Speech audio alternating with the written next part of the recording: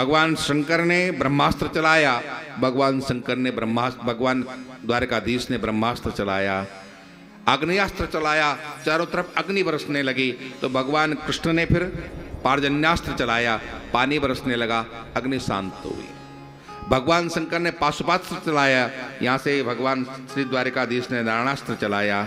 इस तरह से दिव्यास्त्रों का आपस में प्रयोग होने लगा।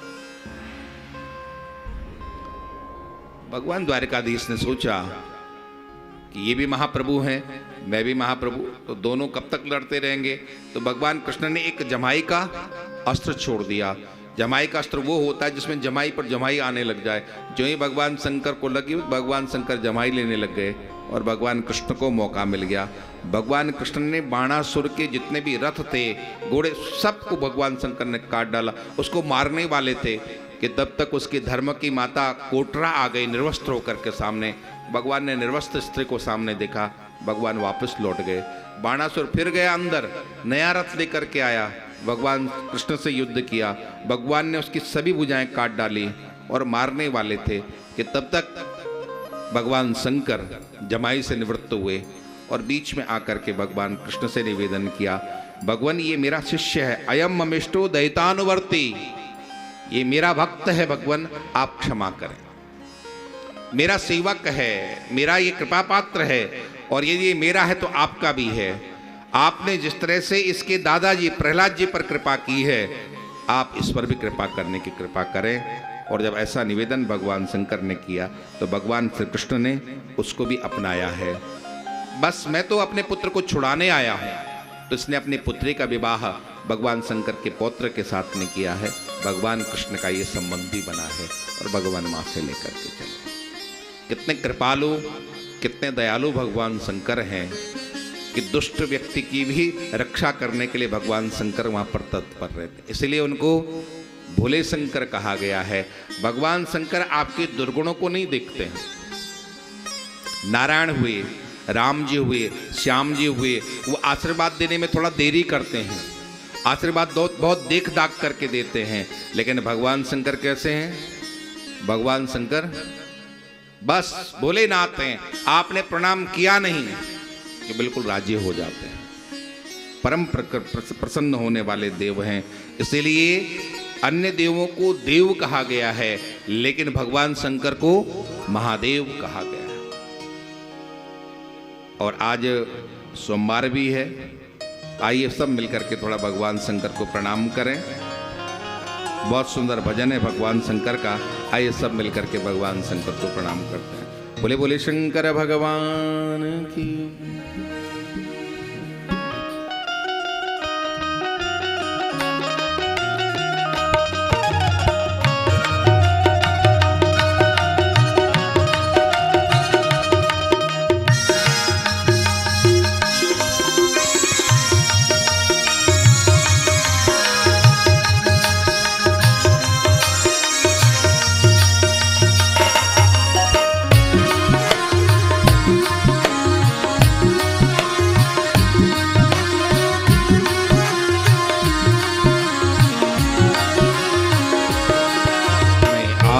शरण तिहारी शिव शंकर, शिव शंकर गंगाधारी, मैं आया शरण तिहारी। शिव शंकर गंगाधारी, मैं आया शरण तिहारी। शिव शंकर गंगाधारी, मैं आया शरण तिहारी।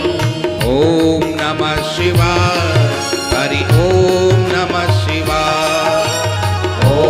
नमः शिवाय, हरि ओम नमः शिवाय। ओम नमः शिवाय, हरि ओम नमः शिवाय, ओम नमः शिवाय, हरि ओम नमः शिवाय। शिव शंकर गंगाधारी, मैं आया शरण तिहारी। शिव शंकर गंगाधारी, मैं आया शरण तिहारी। जब मेरे मन को चैन न आया, जब मेरे मन को चैन न आया, सारे जग ने मुझे ठुकराया, सारे जग ने मुझे ठुकराया। जब मेरे मन को चैन न आया, जब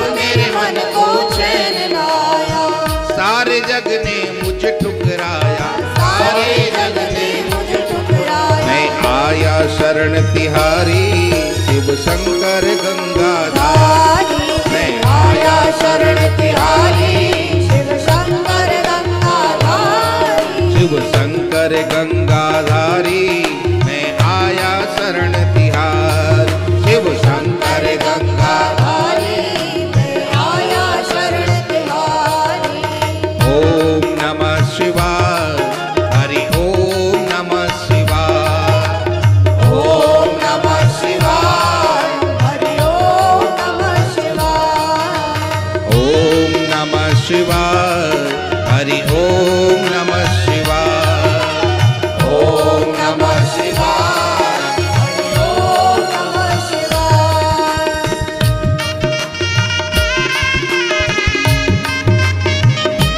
जय हो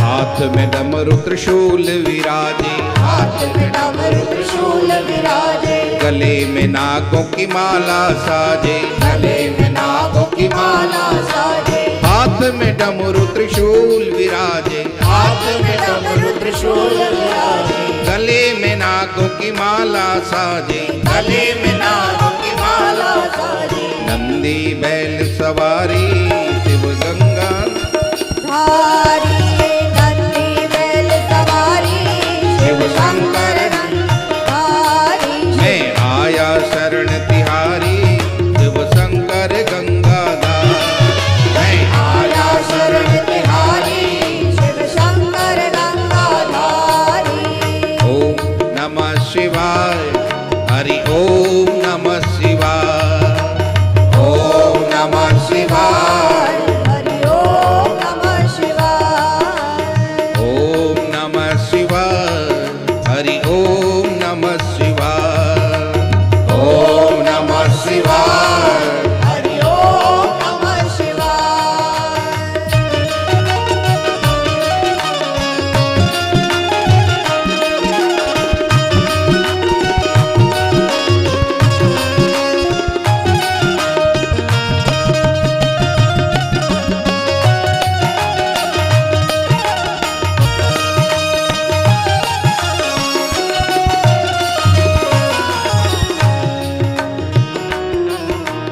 निर्धन को धनवान बनाते निर्धन को धनवान बनाते निर्बल को बलवान बनाते निर्बल को बलवान बनाते निर्धन को धनवान बनाते निर्धन को धनवान बनाते निर्बल को बलवान बनाते निर्बल को बलवान बनाते महिमा अगम तुम्हारी शिव शंकर गंगाधार गंगाधारी महिमा अगम तुम्हारी शिव शंकर गंगाधारी मैं आया शरण तिहारी शिव शंकर गंगाधार मैं आया शरण तिहारी शिव शंकर गंगाधारी ओम नमः शिवाय हरि ओम नमः शिवाय ओम नमः शिवाय हरि ओम नमः शिवाय ओम नमः शिवाय हरि ओम नमः शिवाय ओम नमः शिवाय हरि ओम नमः शिवाय ओम नमः शिवाय हरि ओम नमः शिवाय ओम नमः शिवाय हरि ओम नमः शिवाय ओम नमः पार्वती पते हर हर महादेव शंभो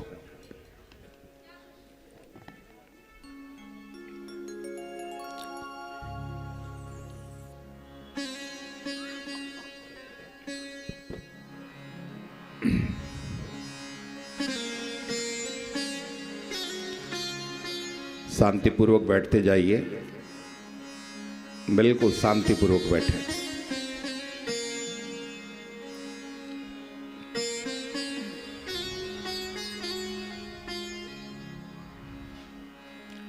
श्री वृंदावन बिहारी लाल की जय।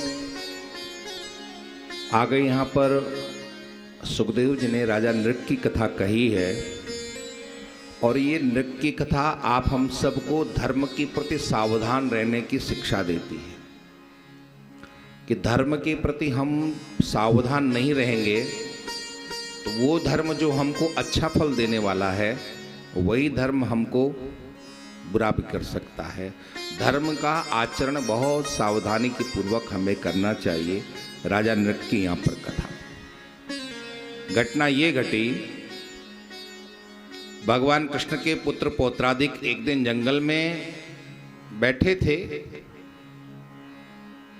आनंद कर रहे थे, तो एक कुआं था जंगल में, तो उसमें एक कृकलास, एक गिरगिट पड़ा हुआ था, बहुत विशाल वो गिरगिट निकाले नहीं निकल रहा था। तो भगवान को सूचना दी बच्चों ने कि इतना भयंकर गिरगिट हमने कभी पहले नहीं देखा, इतना बड़ा गिरगिट कभी नहीं देखा। भगवान आए, भगवान ने उसको स्पर्श किया, बाहर निकाला तो वो दिव्य रूप में प्रकट हुआ। तो भगवान ने पूछा कि तुम अपना परिचय दो, तुम कौन हो? उसने कहा महाराज मैं इक्ष्वाकुपुत्र नृग हूं,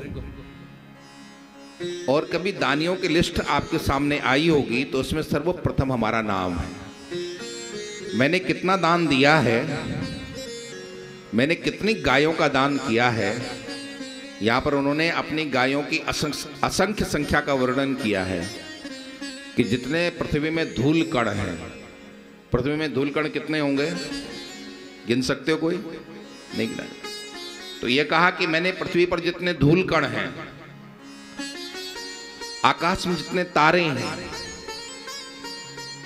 वर्षा बादलों से बरसने वाली जितनी वर्षा की बूंदें हैं, इतनी मैंने गायें दान। जिस तरह से मतलब पृथ्वी के धूल के कणों को नहीं गिना जा सकता कि कितने कण हैं, आकाश के तारों को नहीं गिना जा सकता कि कितने तारे हैं, वर्षा की बूंदों को नहीं गिना जा सकता कि कितनी बूंदें गिरी हैं, इतनी मैंने इतनी गायें दी हैं कि नहीं गिनी जा सकती मैंने कितनी गायें दी हैं। मैंने इतना दान किया है।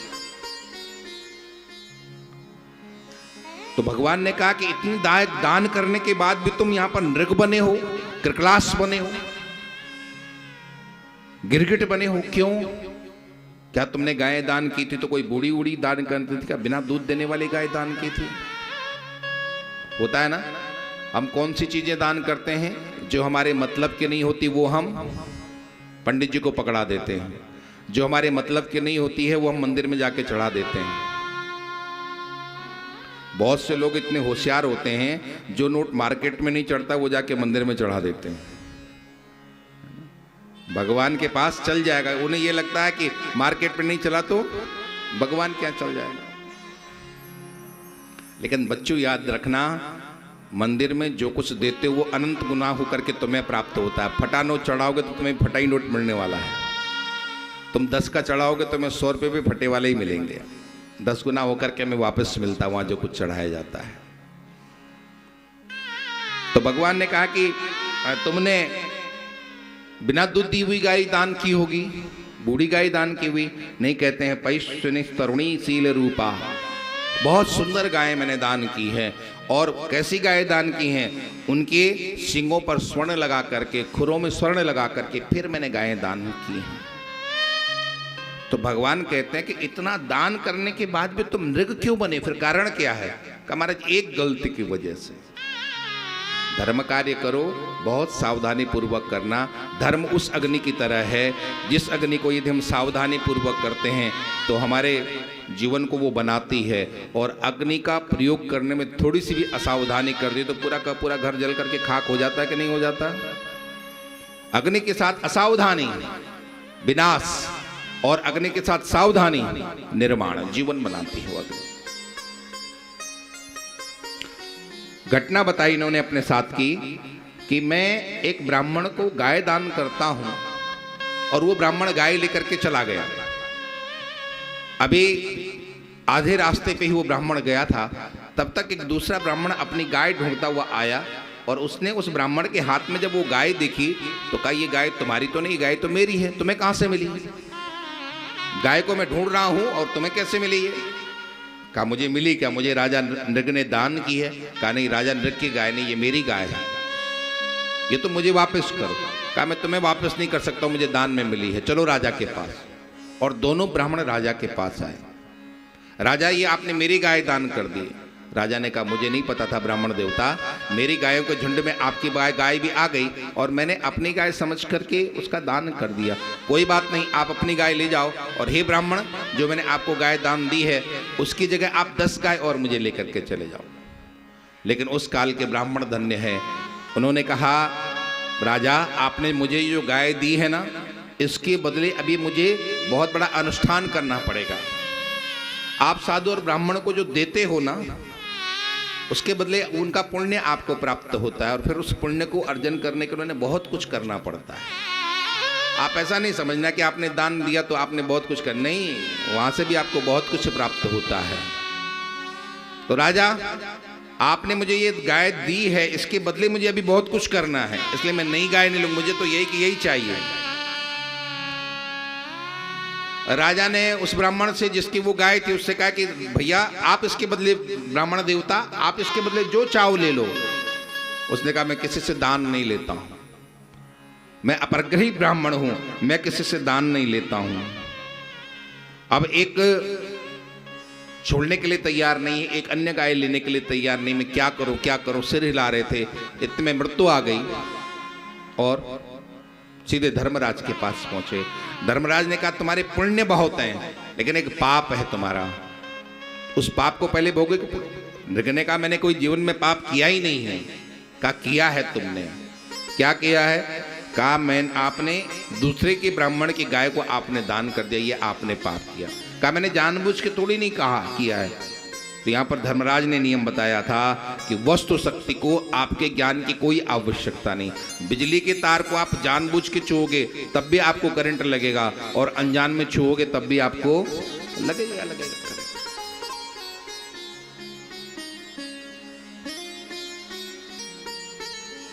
तो भगवान, उसी एक पाप की वजह से मैं यहाँ पर गिरगिट बना, और मेरे पुण्यों की वजह से मुझे आपका दर्शन हुआ। तो धर्म में जो हम धर्म कार्य फल इच्छा से करते हैं, उन धर्म कार्यों में हमको बहुत सावधान रहना चाहिए।